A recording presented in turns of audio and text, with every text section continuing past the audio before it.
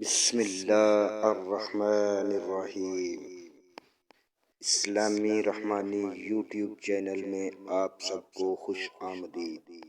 سامعین کرام، آج ہم ذکر کریں گے حضرت سیدنا عمر فاروق کے بارے میں۔ آپ رضی اللہ تعالی عنہ خلیفہ ہونے کے باوجود رات کو گلیوں میں گشت کیا کرتے تھے۔ آپ کے غلام حضرت سیدنا اسلم رضی اللہ تعالی عنہ کہتے ہیں، رات کا وقت تھا اور میں بھی آپ رضی اللہ تعالی عنہ کے ساتھ تھا۔ ہم گشت کرتے کرتے مدینہ کے باہر نکل گئے۔ سامعین کرام، مدینہ کے قریب ایک جگہ جس کا نام ہرا ہے، آپ دونوں اس جنگل کے پاس پہنچے تو دیکھا کہ آگ جلتی ہوئی نظر آ رہی ہے۔ آپ رضی اللہ تعالی عنہ نے فرمایا، ٹھہرو اسلم، لگتا ہے یہ کوئی قافلہ ہے جو شہر تک نہیں پہنچ سکا اور یہیں ٹھہر گیا ہے، چلو اس کی کوئی خیر خبر لیں اور ان کی حفاظت کا انتظام کریں۔ حضرت اسلم کہتے ہیں، جب ہم ان کے قریب پہنچے تو ہم حیران رہ گئے۔ وہاں دیکھا کہ ایک عورت ہے اور اس کے پاس چند بچے ہیں جو بھوک سے بلبلا رہے ہیں اور چیخ و پکار کر رہے ہیں۔ جناب عمر رضی اللہ تعالیٰ عنہ نے اس عورت کو سلام کیا اور قریب آنے کی اجازت چاہی۔ آپ رضی اللہ تعالیٰ عنہ نے قریب جا کر اس عورت سے پوچھا کہ کیا ماجرا ہے، یہ بچے کیوں رو رہے ہیں اور یہ جو دیگ کی چولہے پہ چڑھائی ہوئی ہے اس میں کیا ہے؟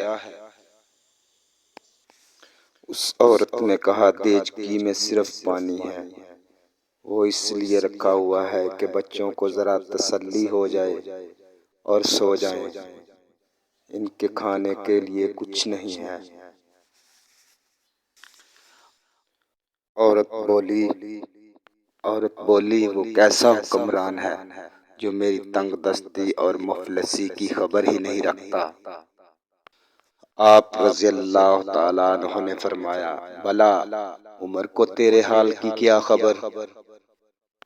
عورت کہنے لگی، اگر ہمارے حال کی خبر نہیں رکھ سکتا تو امیر المومنین کس لیے بنا ہے؟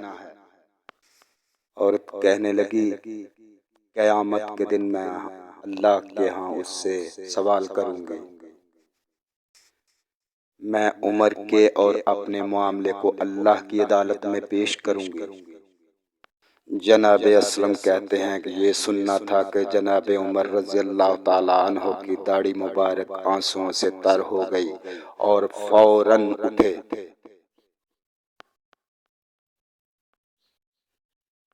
مجھے ساتھ لیا اور بیت المال کی طرف دوڑ لگا دی۔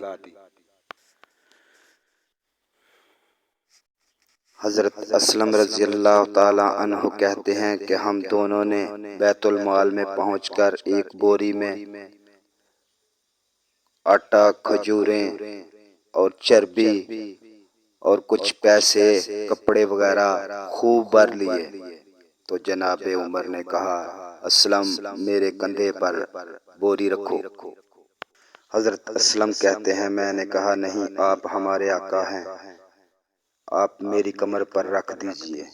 آپ نے فرمایا، نہیں اسلم، تم میری کمر پر رکھ دو۔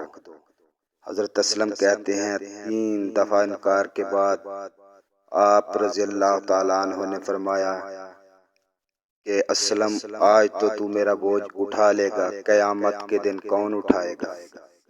حضرت اسلم فرماتے ہیں، میں نے بوری آپ رضی اللہ تعالیٰ عنہ کے کمر پر رکھ دی اور آپ رضی اللہ تعالیٰ عنہ کے پیچھے پیچھے چلنے لگا۔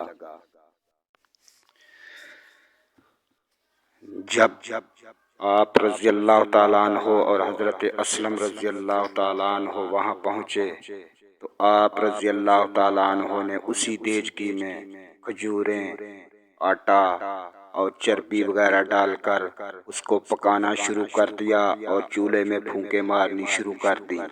حضرت اسلم کہتے ہیں میں نے دیکھا کہ آپ کی گھنی داڑھی مبارک میں سے دھواں نکلتا ہوا نظر آ رہا تھا۔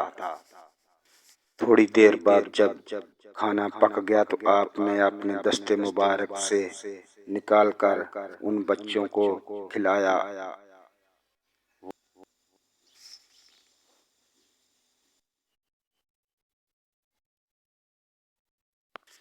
جب بچوں نے کھانا کھا لیا تو وہ کھیلنے میں مشغول ہو گئے۔ جناب عمر رضی اللہ تعالیٰ عنہ بچوں کو بڑے غور سے دیکھے جا رہے تھے۔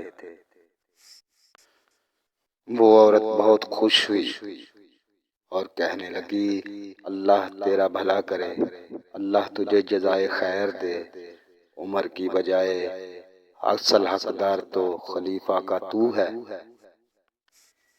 کہنے لگی قیامت کے دن میں ضرور اس معاملے کو اللہ کے ہاں اٹھاؤں گی۔ جناب عمر رضی اللہ تعالیٰ عنہ کی داڑھی مبارک آنسوؤں سے تر ہو گئی اور فرمایا کہ میں ہی عمر ہوں۔